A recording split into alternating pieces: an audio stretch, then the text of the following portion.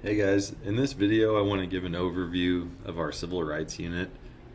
If you check out the definition here, civil rights refers to the rights of individuals to receive equal treatment and be free from unfair treatment or discrimination in a number of settings, including education, employment, housing, and more.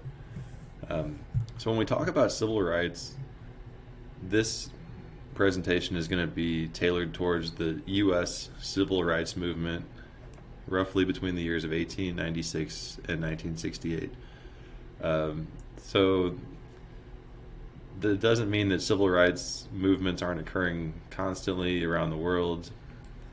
This is just to direct our attention towards the foundational movements that occurred in the United States, starting with Plessy versus Ferguson in 1896. So when we talk about civil rights in the U.S., it really revolves around this idea of, is separate truly equal? Can we have separate schools? Can we have separate railroads, separate water fountains?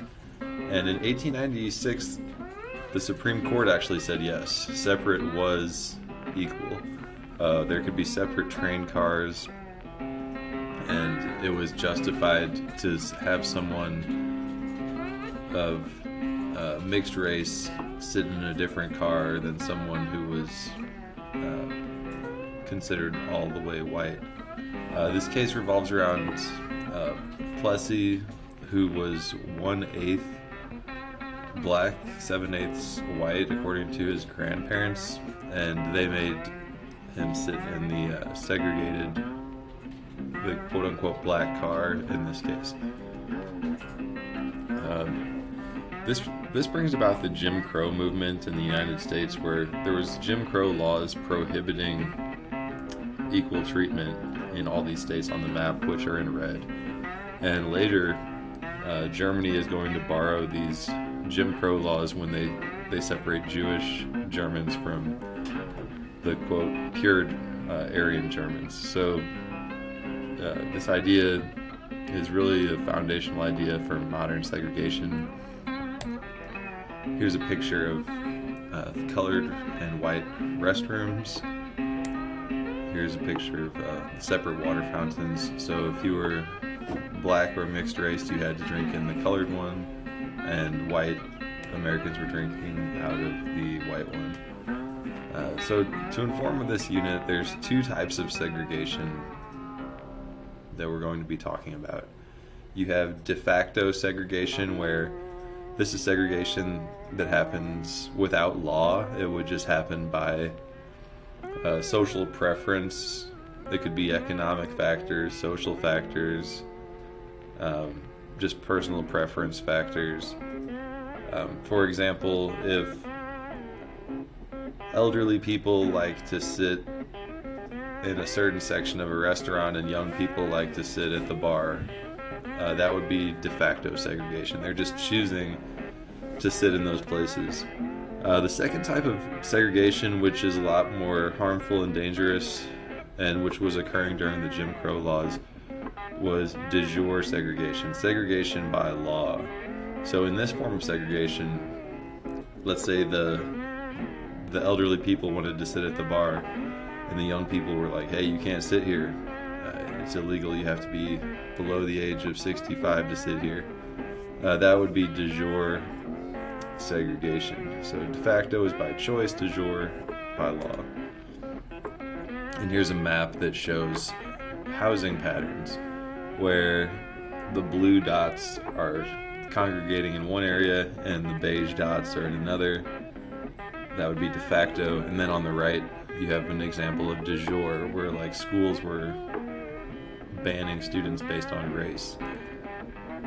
So the very first important event in our discussion of segregation is Brown versus Board of Education in 1954. So this case actually overturns Plessy versus Ferguson and makes it so public schools cannot separate based on race. It's a really important case for education as well as for just equality and civil rights in the U.S. But there was some problems with Brown versus Board where it didn't actually have a huge impact at the time that it was passed. One of those major problems that came from Brown versus Board is that the Supreme Court said they must desegregate with all deliberate speed. They must desegregate the schools with all deliberate speed. So deliberate speed can mean different things to different people. If you tell a track star, I want you to get across the street with all deliberate speed, they're going to be going a lot faster than someone who might have just had knee surgery with their deliberate speed. So certain states desegregate right away. There's a lot of holdouts. For example, Texas, Georgia, many of the southern states, they're still segregated 20 years later. Where I am from in St. Louis, there were schools that didn't fully desegregate until the mid-'80s. 1983 was when really the buses started to desegregate these schools fully. So all deliberate speed was a weakness of Brown versus Board of Education, but at least it was better than Plessy versus Ferguson, where separate is equal. At least Brown versus Board of Education acknowledged separate was inherently unequal. Next year, so summer of 1955, you have the Emmett Till case, which was brought about by a 14-year-old African-American boy from Chicago visiting relatives in Mississippi. He was accused of doing like a wolf call or a whistle at a white woman in a store, sort of like like that type was what he was accused of. And back then it was really a severe thing for that to happen between different races of people. Today it might happen more often where people just whistle it on the street or do those cat calls and stuff, but back then that was a really big deal if he actually did it. And he was attacked, kidnapped, tortured, and attacked by the fiance / husband of the woman, and also another relative from that family. So they tortured Emmett Till. His body was later found in this river, and it seemed like the whole town knew what was happening, why his body was found, but the court was not fair. They did not, even though people knew what happened, and the murderers actually later confessed to the crime, but the all-white jury failed to acquit the murderers, and this led to a nationwide outrage towards the justice system in Mississippi. It made it very clear that Black Americans were not given a fair trial and not given justice in the legal system because people knew that he was murdered. They knew why he was murdered. It was a small town. People understood the situation, but they still couldn't get justice for Emmett Till. So that summer of 1955, it leads to a demand by Black Americans for legal reform so they can get fair trials. And then winter 1955 is a very pivotal case. Rosa Parks, she was arrested in Montgomery, Alabama for sitting in the black section of the bus. But in that situation, when the white section of the bus was full of people, blacks were told that they had to get up and give their seat to whites. She was in the front of the black section. She was asked to get up. She refused. Bus driver had her arrested, and 5 days later, a lot of African Americans call for boycotting of the bus, and one of those famous civil rights leaders is Martin Luther King Jr. He's leading the boycott of the Montgomery bus system. The bus boycott lasts for 381 days. It cost the bus company tons of money because up to 75% of the riders of the bus were African American, and so when all the African American riders boycott the bus loses a lot of money. And a lot of times, sadly, in America, people don't make changes until they feel economic pressure. They don't do it on moral grounds. A lot of times it's based on, can I afford to do this or not? And so the bus company will eventually desegregate in Montgomery, and and it also leads to Martin Luther King Jr. becoming a famous voice for African American civil rights at this time. Next, so Rosa Parks, winter of 1955. Now we're in 1957, the Little Rock Nine. These were 9 students in Little Rock, Arkansas, who, after Brown versus Board of Education, ordered the schools to desegregate. These 9 students attempt to attend Central High School. The governor, Faubus, who's very racist against blacks, tries to block the students from entering the high school, and a lot of protesters also try to block the students from entering the high school. Here's a picture of the governor with local white activists trying to block the students from entering. They've got their American flags and their signs that says, no, race mixing is wrong, stop race mixing, and they're fighting to keep the school white. Eventually, the black students are escorted by the National Guard and by law enforcement. It took 1,000 members of the U.S.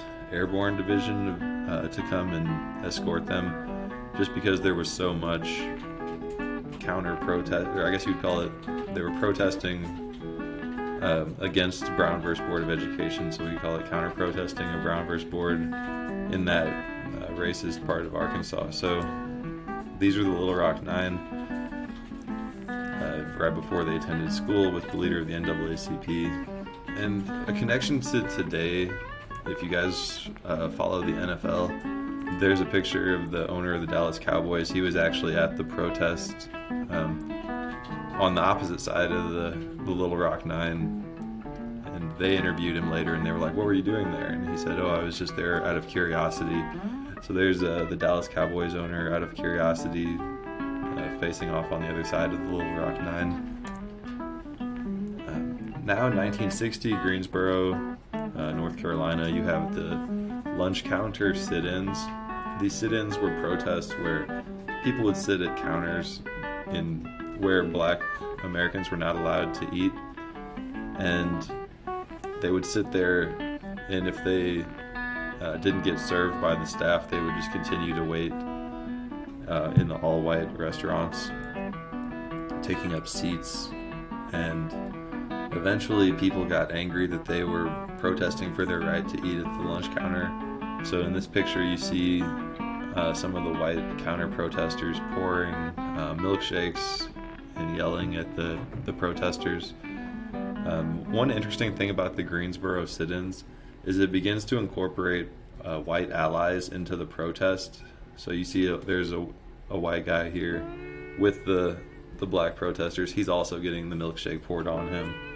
And that sort of takes the protest up a notch, because it shows that it's not just black civil rights protesters. There's also white, younger college students that are helping the movement. And that's going to spread the movement much faster when the white allies sit and get the milkshakes poured on them as well. So this protest says it marks the first time that white protesters joined. And when the white protesters join, it begins to spread around college towns. Early 1960, and you have the Student Nonviolent Coordinating Committee also creating protests at this time. It started on the campus of Shaw University in Rolla. Later, 2 months later, they're coordinating sit-ins and they're publicizing their activities so people in the media and around the country can share the story and get more attention towards civil rights. Next, you have the Freedom Riders. This was a mobile protest on buses that traveled around the south of the United States. They would go from different public transportation hubs and raise awareness and challenge the local laws of segregation. They needed armed protection in many cases because people attacked the buses, mainly white counter-protesters. And in the bottom right, you can see a picture of the Freedom Riders bus being burned. Here's another picture of the violence that they faced. The Freedom Riders would be sometimes attacked. They'd have their lives threatened based on what town they were traveling in. Now in 1962, you have the case of James Meredith. Meredith was a U.S. Air Force veteran, and he had the opportunity to enroll in college after he was done serving. And Mississippi, since it's a public, University of Mississippi is a public institution, according to Brown versus Board, he should be allowed to go there. He had the money, he had the scholarships, he had the ability academically to go there. But because of the hatred and the racism of the school, many people protested his entrance into Mississippi, University of Mississippi. And it sparked protests across the campus. Many people, even people that weren't students there, jumped in to protest him going there. Eventually a deal is made with Robert F. Kennedy to where James Meredith is allowed to attend the university. The only problem was while he's allowed to attend, people are heckling him and threatening to kill him while he's in school. So he faces a number of injustices while he's attending University of Mississippi. He still is able to complete his education there. And the U.S. again had to send the military to a southern state to allow black students to enter a school. So in Arkansas, we saw they had to send 1,000 troops. In Mississippi, 5 years later, they have to send 3,000 troops. And Robert Kennedy just to get him into the university. So it shows that it's not an easy path. It's full of obstacles and hate and threats to get an education, but that's sort of the process of each of these changes. You have someone wanting to change something, huge backlash, protest, fights, even death sometimes, and then the pressure eases up a little bit and people gain a few more rights and a few more opportunities. 1963, you have the March on Washington. This is probably every middle schooler in America has heard the speech, "I Have a Dream," by Martin Luther King.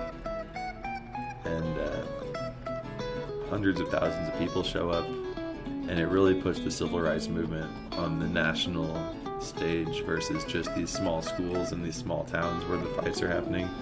This is nationwide. People of all different races, ethnicities, genders, backgrounds, ages are attending, and it's really a galvanizing point for the movement. Later, this march is accredited with passing the Civil Rights Act of 1964, and I have a link to the speech in the slides here. When you get to this point, you can watch the speech. I love watching it. I've watched it hundreds of times. Each year I teach civil rights. I watched it with my classes, and it's just a great speech. It never gets old. Here's the picture of the Civil Rights Act of 1964 getting signed into law. Kennedy wanted to be the president that did this, but he was assassinated several months before the law passed, so his vice president, who took over, ended up signing it. 1965, Southern Christian Leadership Conference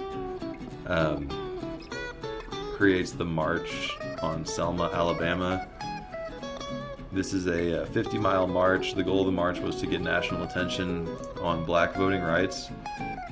During the march, their police line up across the Selma Bridge, and they begin beating and pepper spraying the protesters as they try to cross to go to the state capitol.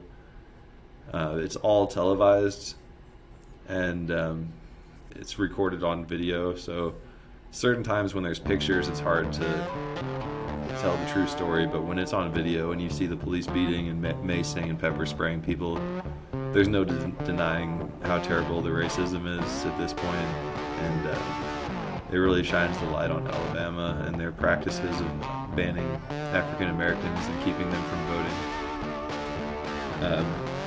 The Voting Rights Act is passed in 1965. It outlaws discriminatory practices such as literacy tests, poll taxes, or anything else that's an obstacle to African Americans voting. And I've included a link to the test that Alabama was making African Americans take to vote, and it's a pretty difficult test. And even if people ace the test, sometimes the Alabama officials would keep them from voting, and they never really shared the results with the people that took the test. So if they told you failed, you had to just take their word that you failed and you couldn't vote. So pretty unfair. 1965, the Watts riots. These are large-scale riots in Los Angeles in the Watts neighborhood. 35 people were killed, 2,000 injured, and 3,952 were arrested. So the riots were a reaction to police brutality that was occurring, and also job and housing discrimination. So these Watts riots, that same neighborhood is going to have riots many more times for civil rights later on in history, but this is just the first to occur, the biggest one also. One of our leaders of civil rights who I want to draw attention to is Malcolm X. His initial name was Malcolm Little, but as he became incarcerated for robbery, he found Islam and changed his name to Malcolm X. But he viewed Malcolm Little as his slave name, and Malcolm X was like his name of choice. Interesting thing about Malcolm X, instead of preaching nonviolence and like turn the other cheek, sort of how Martin Luther King and Rosa Parks got their civil rights, he was not for that. He was actually the opposite of turn the other cheek. If someone hits you, you hit them back. If someone does violence to you, you do violence to them back. And he preached that for a good chunk of his career. One of his famous speeches that are in our civics resources is The Ballot or the Bullet, where if he couldn't reach the changes through voting, he advocated using violence and revolution. The same way the U.S. overthrew Great Britain to get its independence, he believed blacks should fight for their independence, use the methods that have worked throughout history, such as like guns and revolt. Eventually he's killed in 1964.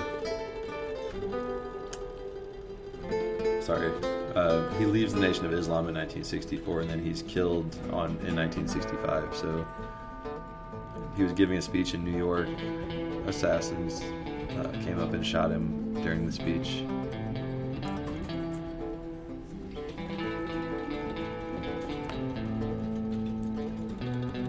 Here we have the Black Panthers and the Black Power movement. So the Black Power movement, instead of being timid and still using civil disobedience, this movement advocated standing up, fighting back, showing power.